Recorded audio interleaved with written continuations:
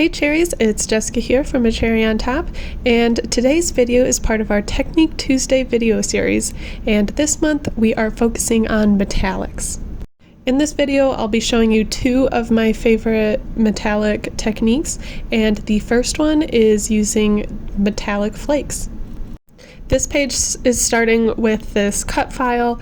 This is a cut file from Paige Evans, and then I am adding some gilding glue all over it using a dauber, and I am working on a non-stick surface. This is the cherry mat, and you want to work on a non-stick surface. If you just worked on another piece of paper, this would be totally stuck to it.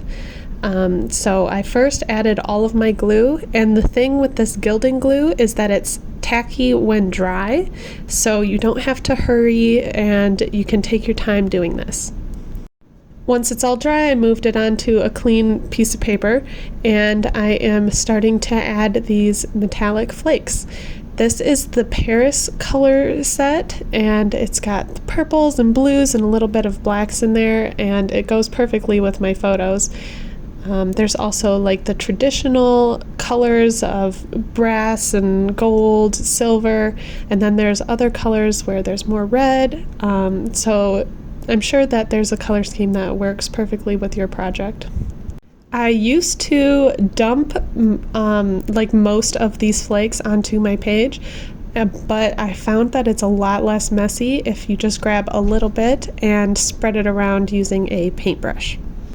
When you add it this way, it also uses less, and the cleanup is a lot easier.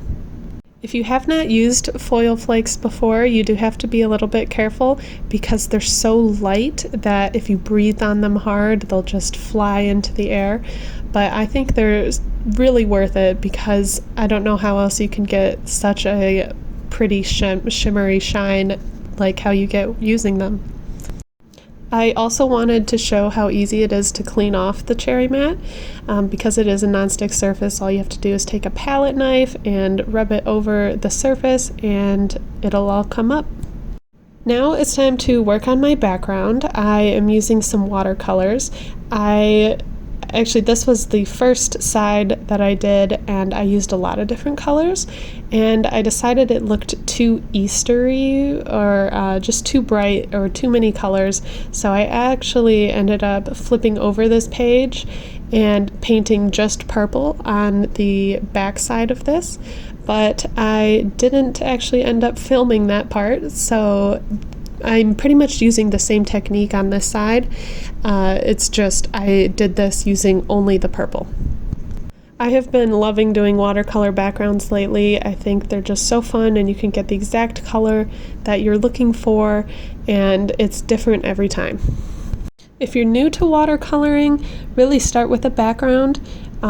It's so forgiving, and you can easily take away paint by adding some water and then picking it up with a paper towel or something, and then you can add more by getting more water and some more pigment, and then you just play around with it until you're happy with it.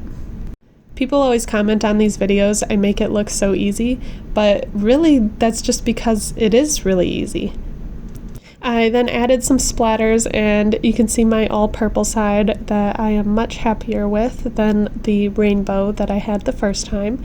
So if you don't like it, just flip over your paper, get a new paper, and try again. I am now working on gluing this tree down. It has a lot of little frilly edges, so I wanted to make sure I had glue on pretty much everything so it would stick down. I typically would love to pop something like this up on foam, but I just thought it would be too hard to get it all sticking down nicely, so I decided to glue it. And these are the photos that I'm using, and you can see how nice the colors work with this. And then I decided to tie in some gold elements. I actually went into my Christmas stash and pulled out some gold stars and snowflakes.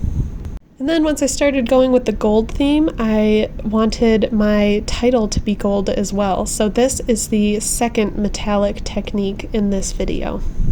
First, I die cut out all of my letters, and then I am sticking them in my embossing ink pad and then dipping them in some gold embossing powder. I have found when I do letters like this, I like to actually do a double coat. So there you can see is how it looked the first time, and then I'm adding a second coat of it, and usually doing this second coat just makes it look nice and really smooth and pretty much like it could have been a sticker. I think alphas are a great dye to have. I know I use them all the time, and then using this technique you can really make them look like they would be stickers. They have a little bit more dimension to them, and I think it pops off the page really nice. Now I'm finishing up this page by adding a few embellishments here and there. I didn't want to add too many because the main focal piece is this big shiny tree.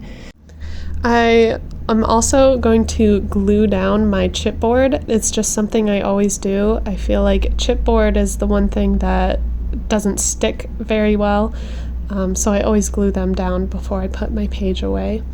And then that was it for this page. I think it turned out really nice, and I had a lot of fun making it. If you have ideas of what you want us to focus on for next month for Technique Tuesday, just leave it in the comments. And as always, thanks for watching, and make sure to come back next Tuesday where we'll be continuing our topic on metallics.